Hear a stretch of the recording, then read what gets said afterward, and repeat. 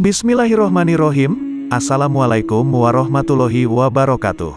Sahabat Musa Malino dimanapun berada, pembahasan kisah Nabi kali ini mengenai seorang Nabi yang pernah diutus ke tengah-tengah kaumnya yang durhaka kepada Allah Subhanahu wa Ta'ala yang bernama Nabi Soleh alaihi salam. Maka akibat kedurhakaan kaumnya itu akhirnya mereka diazab dengan siksaan yang pedih.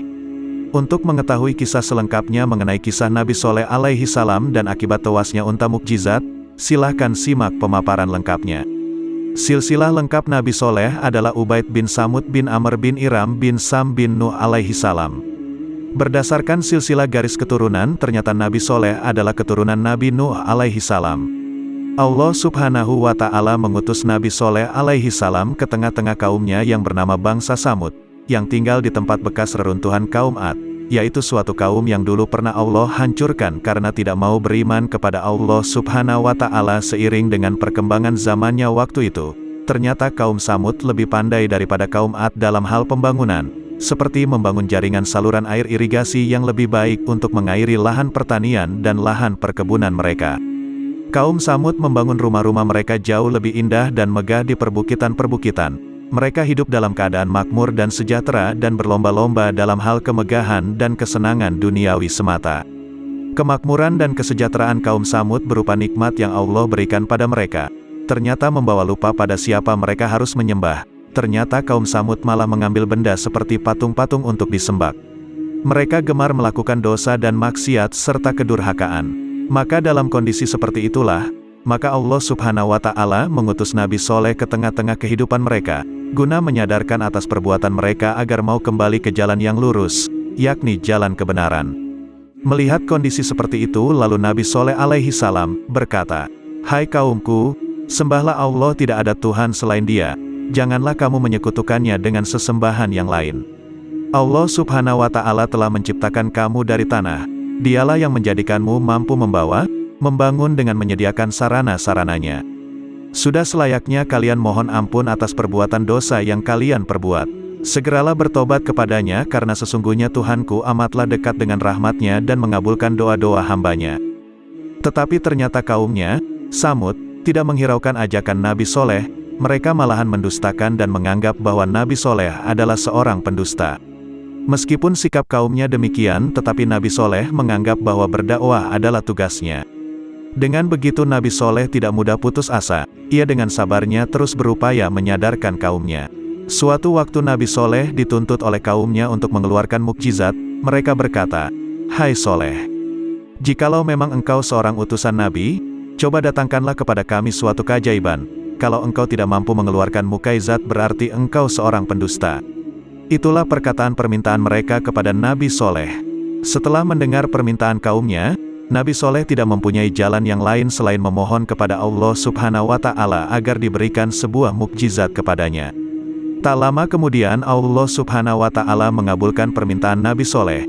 Atas petunjuk yang diberikan Nabi Soleh mengajak kaumnya untuk pergi ke kaki gunung, kaumnya pun mengikutinya. Teman-teman Musa Malino, apabila suka dengan video ini, silakan klik like dan subscribe sebagai tanda dukungan bagi channel Musa Malino. Lanjut kisah, kaum Samud mengikuti ajakan Nabi Soleh ke kaki gunung bukannya ingin mempercayai atas kenabian beliau, namun ternyata mereka berharap agar Nabi Soleh tidak bisa mengeluarkan mukjizat. Dengan begitu mereka akan mudah memperolok-olok dan menghina Nabi Soleh, bahwa Nabi Soleh benar-benar seorang pendusta. Namun dengan kuasa Allah Subhanahu wa Ta'ala, akhirnya kaum Samud terkejut. Ternyata mereka melihat seekor unta yang bagus rupanya. Binatang unta itu besar dan gemuk tubuhnya, dan mereka belum pernah melihat unta sebagus itu dengan kondisi dipenuhi kesuburan susunya. Kemudian Nabi Soleh berpesan kepada kaumnya, "Inilah unta mukjizat dari Tuhanku. Unta ini boleh kalian peras susunya setiap hari karena susunya tidak akan habis. Tetapi harus diingat, unta ini harus dibiarkan bebas berkeliaran, tidak boleh ada seorang pun yang mengganggunya. Unta ini berhak meminum air sumur bergantian dengan penduduk. Jika hari ini unta ini minum, maka tak seorang pun dari penduduk boleh mengambil air sumur. Sebaliknya besok para penduduk boleh mengambil air sumur dan unta ini tidak minum air itu sedikit pun." Waktu itu kaum Samud menyetujui perjanjian itu. Hari itu juga unta tersebut menuju sumur dan meminum airnya, lalu penduduk segera mengambil tempat susu dan memerah susu unta secara bergiliran. Orang-orang yang beriman makin bertambah kuat akan keimanan mereka, sedangkan orang-orang kafir malah semakin iri dan berusaha mematahkan jalan dakwah Nabi Soleh. Kaum Tsamud yang tetap ingkar kepada Nabi Soleh mengadakan semacam sayembara, yang isinya, siapa saja yang mampu membunuh unta mukjizat itu akan diberi hadiah berupa gadis yang cantik. Tak lama majulah dua orang pemuda yang nekat guna mengikuti sayembara tersebut. Mereka sepakat akan menikmati hadiah perempuan itu bersama-sama bergiliran. Ketika unta baru selesai minum di salah satu sumur penduduk, salah satu pembunuh itu melepaskan anak panahnya dan tepat mengenai kaki unta itu. Akhirnya unta itu berlari kesakitan. Ketika sedang berlari, seorang pembunuh yang kedua sudah siap dengan goloknya dan segera menghabisi unta tersebut. Dengan begitu mereka berdua berhasil membunuh unta itu dan mendapatkan hadiahnya.